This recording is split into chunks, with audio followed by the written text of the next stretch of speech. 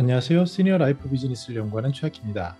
이번 시간에는 시니어가 반드시 알아야 하는 젊은 세대와 갈등을 피하는 법에 대해서 살펴보도록 하겠습니다.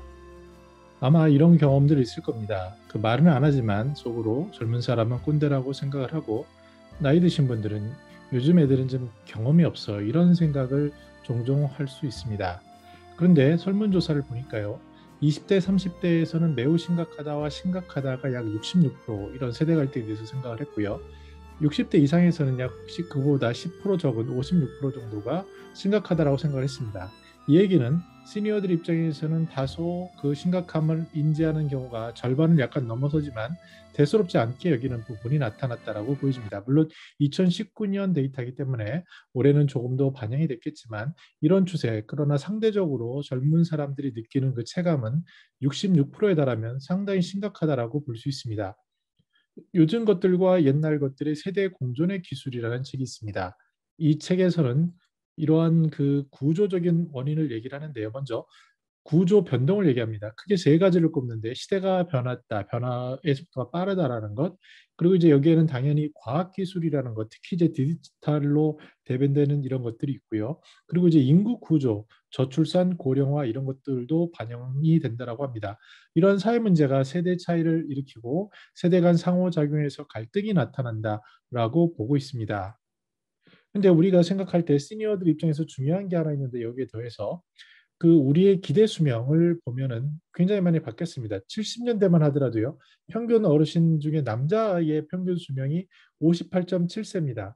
그래서 우리가 저 한 80년대 이때만 하더라도 환갑잔치를 60세 했죠. 왜냐하면 남자인 경우에 한 65세 정도 되면은 사망에 이르기 때문입니다. 그런데 이러던 것이 2018년 기준으로 거의 80세 육박하고요. 지금은 다 80세 이상을 넘어서서 90세를 바라볼 수도 있는 그러한 시대가 되었습니다. 간단히 말씀드려서 1970년대부터 2000년까지 오면서 무려 수명이 20년 이상 늘고 있고 그 추세는 더욱더 늘어난다는 겁니다. 그렇기 때문에 젊은 사람들 입장에서는 60대 이상, 70대 이상을 만나는 빈도수가 적었는데 그 숫자가 굉장히 늘어나고요. 시니어들 입장에서도 60대 이상, 70대, 80대가 돼서 또는 100세가 돼서 젊은 사람들을 바라보는 이러한 차이들이 발생하고 있다는 점을 알 수 있습니다. 우리가 주목할 것은 우리가 살아온 인생 경험이 모두 다르다는 겁니다.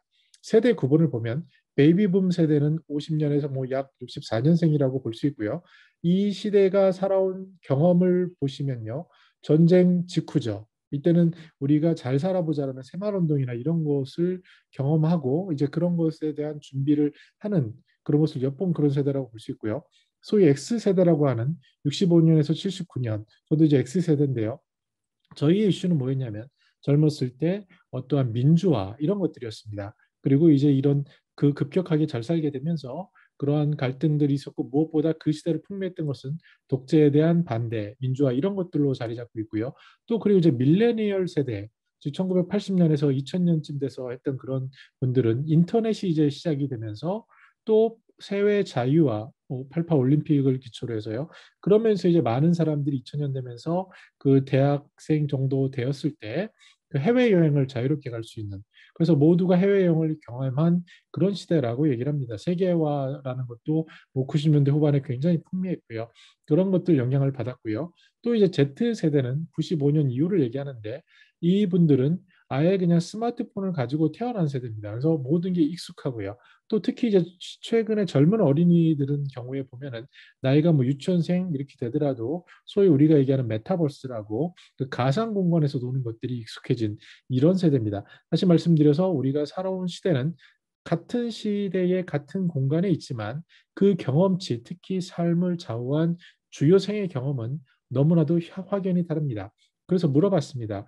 20대, 30대는 뭐가 문제냐 그러니까 어르신들이 가부장적인 태도가 있다. 그래서 어떻게 해야 되느냐 하니까 가장 크게 시대 변화를 깨달아야 된다라는 조언을 했습니다. 가부장적인 태도는 뒤로 돌아가 보면은 우리가 유교 문화에 있었고 특히 이제 그 전후에 베이비 부머가 아이들을 낳으면서 그 아이들을 가족 중심의 사회에서 컨트롤하기 위해서 그러면서 어쩔 수 없이 그리고 먹고 사는 문제를 해결하기 위해서 그런 몸에 밴 그런 사고들이 나타나는 것이라고 볼 수 있고요. 이런 것들이 시대 변화를 깨달아야 한다라고 젊은 사람은 얘기합니다. 그래서 저도 이제 강조하는 게 저 때만 하더라도 4인 가구는 기본이었고요. 그 어린 시절은 더 많이 많았고요. 근데 실제로 지금 보면 1인 가구가 대세가 되고 자녀가 였거나 결혼을 안 했거나 이런 시대도 많이 있는데 이런 분들이 벌써 1인 가구가 30%를 넘어서는데 이것을 이해할 수 있느냐? 그것에 대한 열린 마음이 있느냐가 중요해 보입니다. 청년들의 입장에서는 60세에서는 어떻게 봤냐면 야, 청년과 어울리고 싶은데 어울리지 못해. 그 경험이 없는 거죠. 왜냐하면 그 청년들이 말할 때 꼰대라고 하는 소위 뭐 만나면 말할 때 라떼는 말이 하면서 가르치려 들거나 왜냐하면 그 삶을 살아오셨기 때문에 그 조언을 하고 싶은 건데 그런 기회 자체도 막혀 있는 겁니다. 그 어르신들이 느꼈을 때 그래서 어울리지 못하기 때문에 그러면서 동시에 부모님의 마음으로 청년의 부담을 줄여야 한다. 이런 것들을 첫 번째로 삼고 있습니다. 이것을 봤을 때 우리가 그 심리학자 에릭슨이라는 분은 이렇게 얘기를 합니다. 만일 자녀 세대가 우리에 대해 실망을 했다면 그것은 우리가 그들에게 만들어준 세상, 그들이 따르게 한 가치와 규범이 그들을 실망하게 했기 때문이다라고 얘기합니다. 최근에 젊은 세대를 만나보면 우리가 믿고 따를 존경할 만한 어르신이 없다라는 얘기를 많이 합니다. 여기에는 여러 가지 함의가 있지만 우리가 어떠한 가부장적인 태도 또는 우리 시대를 살아온 그 가치관으로 젊은 사람을 대하는 것 사이에서 나타난 그런 부작용일 수 있어 보입니다. 최근에 윤현정 선생님한테 그 젊은 세대, 특히 MZ 세대가 열광하는 이유는 바로 매일 나는 오늘 나이를 처음 사는 거요 같은 도전하는 자세, 그렇기 때문에 열려있는 자세, 그렇기 때문에 젊은 사람과 나이라는 허물을 벗어버리고 동등하게 대하는 그런 태도에서 나오는 것이 아닌가 생각을 해봅니다. 자, 정리해 보겠습니다. 우리는 오늘을 살고요. 여기에 사는데 같이 살아야 합니다. 근데 이 같이 사는 분들이 장수하나 여러 가지 문제로 인해서 보릿고개를 겪어보신 분들도 계시고요. 심지어 6.25 전쟁을 겪어보시거나 그것에 피해를 들었던 분들도 계시고요. 새마을운동을 통해서 급격하게 나라가 발전했던 경험도 있고요. 또 IMF를 보면서 자녀의 입장에서 부모님이 저렇게 망할 수도 있구나라는 그런 불안감 속에 사는 세대도 있고요. 또 해외여행이 너무 자유로워서 나의 눈은 글로벌 세계를 향하는 그런 세대도 있습니다. 또한 이 스마트폰이라는 것이 나와서 단지 전화가 아니라 이 안에서 모든 게 이루어지는 것을 볼 수 있고 최근에 느끼는 것처럼 메타버스라든지 인공지능이라든지 어마어마한 기술의 발전 속도 이런 것을 느끼고 수 있습니다. 더 나아가서 이제 우주 시대도 열린다고 하고요. 그 시대는 멀지 않아 보입니다. 즉 젊은 오늘 우리 여기 함께 사는 이 시기는 이전의 시간이나 공간의 제약이 없어지고 있습니다. 제가 유튜브를 통해서 젊은 10대부터 나이 드신 70대, 80대까지 그리고 한국뿐만 아니라 미국, 아프리카에 있는 분들까지 같이 얘기할 수 있는 것이 바로 핸드폰 하나만 있으면 되는 그런 세상이 되었습니다. 그러면 우리는 오늘 그리고 여기 그리고 함께 살아가기 위해서 부모님의 마음을 가지고 더 열린 마음으로 젊은 사람들은 나와 굉장히 이렇게 다르는구나라는 것을 이해할 필요가 있습니다. 최근 직장에서 조사해 보면요, 이제 리더가 밀레니얼 세대가 됐고 Z 세대가 이제 팔로워가 되는 그런 시대로 변했다고 합니다.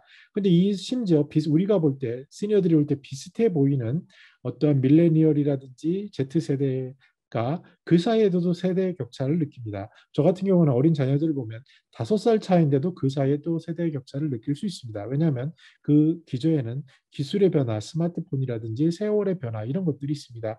마찬가지로 최근의 젊은이들은 굉장한 어르신들이 겪었던 경쟁과는 다를 수 있겠지만 학업 시절에 공부만 하면서 또 그 나름대로의 경제 그리고 사회에 나와 보니 기득권을 가진 기성세대들은 부동산 자산이라든지 이런 것을 상대적으로 쉽게 구한 것 같은데 본인들에게는 너무나도 절벽과 같은 그런 벼락거지라는 느낌을 받을 수밖에 없어서 그렇기 때문에 새로운 기회를 우리들은 어린 나이 드신 분들은 잘 이해하지 못하는 가상 세계에 투자를 한다거나 가상 세계에서 부동산을 산다거나 이런 것들을 보이고 있습니다. 그러나 중요한 것은 모두 다 오늘 여기에 함께 이 공간에 살아가고 있는 것이고 우리들이 윤여정 선생님이나 어떤 선배 시니어들처럼 열린 마음으로 그들의 입장에서 역지사지의 마음으로 그들과 함께 호흡하고 포인트는 더 나은 내일을 위해서 오늘보다는 더 개선된 내일을 위해서 같이 손을 잡는다면 그것이 바로 세대 갈등을 넘어선 세대 소통의 실마리가 되지 않을까 생각해 보았습니다.